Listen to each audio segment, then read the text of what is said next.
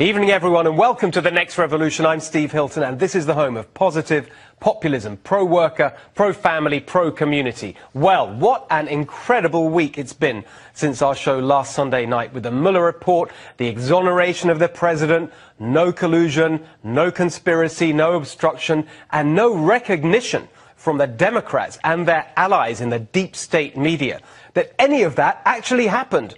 For them, it was barely a speed bump on the road to what they really want, which is to overturn the 2016 election and get rid of a president they cannot stand. Well, someone who is working extremely hard in the opposite direction to keep Donald Trump in the White House is senior advisor to the Trump 2020 campaign, Lara Trump, and she joins us exclusively tonight. Lara, it's so great to see you. Thanks for joining us. Well, what do you make of the fact that, this incredible result, which the whole country should be able to come behind and celebrate, just barely causes any interruption to the campaign on the other side to basically undermine this president?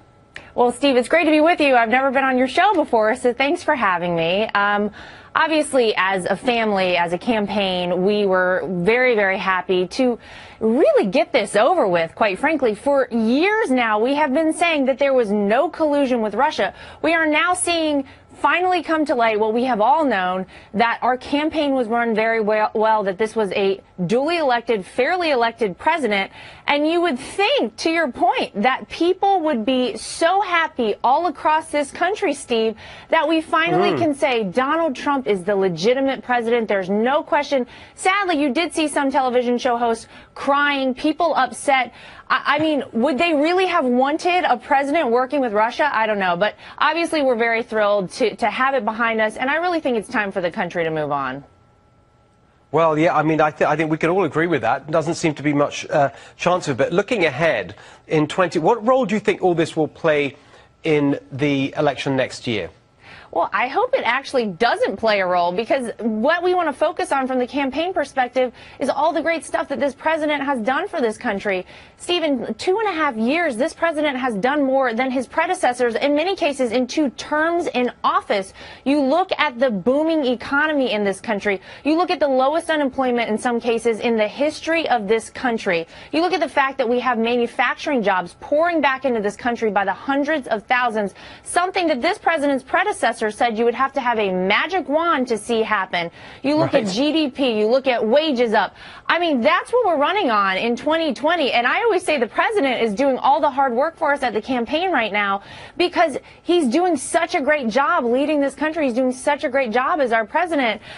So quite frankly, I don't know why we'd want to focus on any of this nonsense. That's all it is. It's all it's been from the beginning. Or people that were upset that Hillary Clinton didn't win still can't get over the results of the 2016 election, trying to implement, some sort of change, trying to get rid of this president. And it's disgusting that it had to happen. But as Donald Trump, as our president said, he hopes to see this happen to no one else. This is crazy, and this is not the way that things should function in the United States of America. I totally agree with you, Lara. And, it picks up on something I say week after week on the show, which is that, they want to focus on scandal, while the president and his team and all of you just want to focus on the substance, things that actually matter to real people in their real lives. Yeah. They're not interested in any of that. I want to pick up on one of those areas that's going to be crucial, and it was a big story again this week, which is healthcare. We heard the news that the administration is going to get behind the lawsuit to try and have Obamacare overturned. President promising that the Republicans will be the party of great health care. How do you see that moving forward? When do you think we might see a plan emerge? And again, how's that going to really play a part in the 2020 campaign? Well, listen, we know that Obamacare is a complete and total disaster. And this president has been saying it since the campaign in 2016, that he wanted to fix health care because it's not working for the people of this country, Steve. I mean, that's the bottom line.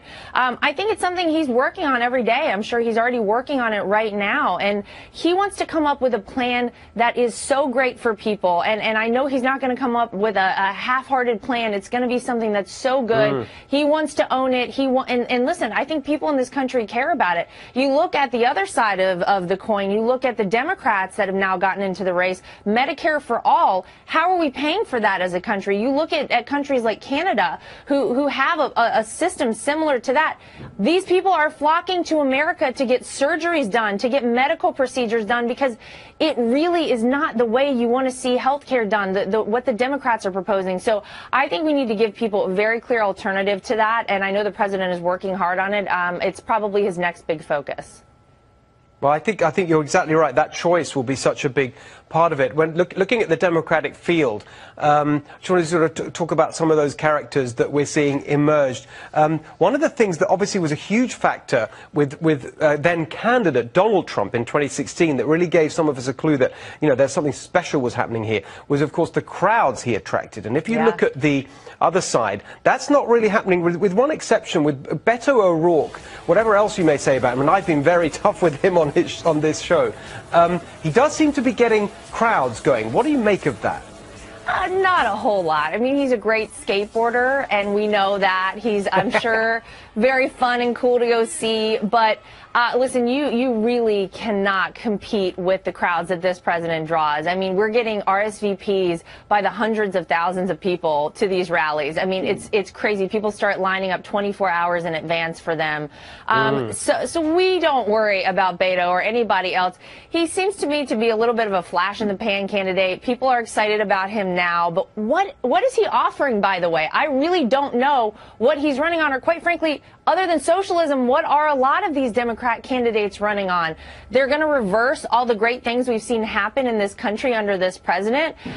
So we don't worry about that. I don't make a whole lot out of that. I think those crowds will start to dribble out after not too long. Well, I totally agree with you about him. Honestly, I think for my money, he's actually one of the worst. He's a totally vacuous fraud. I'm not rude about all of the candidates. I don't make a habit of it. But he in particular, honestly, there's something about him OK, I'm going to leave it there before I get into trouble. Lara Trump, thank you so much for joining us. Hope you'll come back as the campaign goes on. Great to see you. Absolutely. Thanks so much. Well, the news comes as allegations of anti-Semitism grip Britain's leftist Labour Party, with New York Magazine asking tonight, can anti-Semitism split Democrats like it split Labour? So are Democrats here in danger of losing Jewish members of their own party over their handling of what Speaker Pelosi called early last month deeply offensive anti-Semitic comments by Congresswoman Omar? Well, today, Pelosi called the latest Omar comments not intentionally anti-Semitic. Let's bring in Zuhdi Jasser from the American Islamic Forum for Democracy and former Republican Senator from Minnesota, Norm Coleman, who's also the national chairman of the Republican Jewish Coalition. Welcome to you both, gentlemen. Great to be here. Thank you. Thank you. I'll start with you, Senator. What do you make of Nancy Pelosi seeming to soften a bit on her characterization of these comments? I think she's getting pressure from the left, and that's what this is all about. I actually applauded Speaker Pelosi and Steny Hoyer, the old Democrats, who originally, said, listen, this isn't right. Omar is an anti-Semite. Not everyone that criticizes Israel is anti-Semitic. Not everyone that criticizes someone who's Jewish is anti-Semitic. But if you have someone who repeatedly issues the target traffics in the classic tripes, Jews control politicians with money, they control the media, and they have dual loyalties, that person is an anti-Semite. So that's what you have. Pelosi originally criticized it, and then I think had to step back because the far left is pushing back. And unfortunately, that is the base of the Democratic Party today. Well, and we heard in the Washington Post headline, there were several reports on what happened behind closed doors today. House Democrats erupt in protests over indirect sanction of Representative Omar for alleged anti-Semitism, because they're still saying they're not going to include her name probably in this resolution. The article goes on to say House Democrats erupted in fury Wednesday, challenging leaders over indirectly sanctioning freshman Representative Ilhan Omar. Zuhdi, what do you make of that? I mean, that there would be that much heat that they cannot get together in a uniform voice on this particular issue? That tells you that the Pelosi-Hoyer leadership is really they'll sacrifice anything at the altar of identity politics. And at the end of the day, we see happening in Congress where the UN went, which is the red-green axis. You have the coalition of the far-left socialists in the world, the dictators that are socialists, along with the Islamists, and sacrifice that is the Jewish community. And I have to tell you, as an American Muslim, it is offensive to me that she's not held to the same standard. If she was not Muslim, there would have been unanimous rebukes rebuke and it wouldn't have even been an issue. But she's being coddled and infantilized, and we're not being treated as equals. She's not being given tough love. In fact, they're denying that it's anti-Semitism. I would ask the Democrats to look up the State Department's report on what new anti-Semitism is. The definition of new anti-Semitism is the generalizations about Israel in a way in which to make the Jewish community appear in a bigoted way against them, and to generalize in conspiracy theories. All the things she's trafficking in are canards of tropes of bigotry against the Jewish community that is classic new anti-Semitism, and the Democrats are making fools out of themselves by not taking the bull by the horns and teaching her on-the-job training, which shouldn't have to be done, of what anti-Semitism is. Yeah, and this is not the first time. As we've talked about, there are things in the past, but more than one occurrence since she joined Congress. Congressman Cedric Richmond said this. He said, I think there's a big rise in anti-Semitism and racism, and that's a bigger conversation we need to be having, but it starts at 1600 Pennsylvania. It doesn't start with one member out of 435 members of Congress. Senator, what do you make of them pointing the finger back at the president? Well, I think they're trying to avoid dealing with the reality they have in front of them. And the reality they have in front of them is a member of Congress who is anti-Semitic, who serves on the Foreign Relations Committee.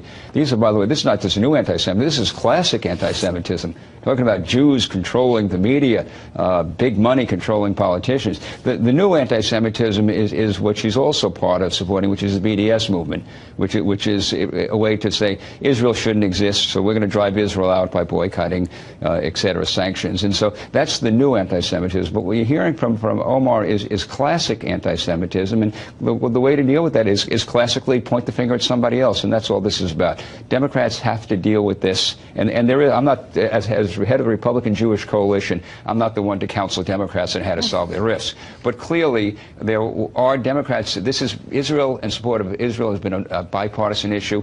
That's changed. That's changed. The far-left Democrat base is moving the Democrat Party away from support of Israel and tolerating this kind of classic anti-Semitism, which really breaks my heart. Yeah, and Zuhdi, quickly, what do you make of the fact that we're told the resolution is being broadened to include anti-Islamophobia as part of the language?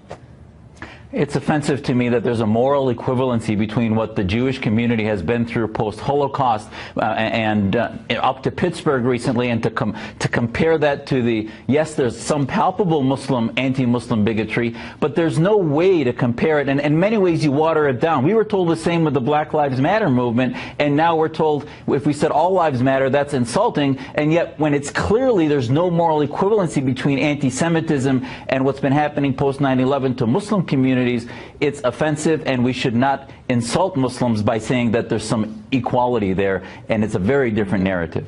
Zuhdi Jasher, thank you very much. And Senator Coleman, great to see you looking so good. Great to have you with us. Pleasure to be here. Thank you so much. Thank you both.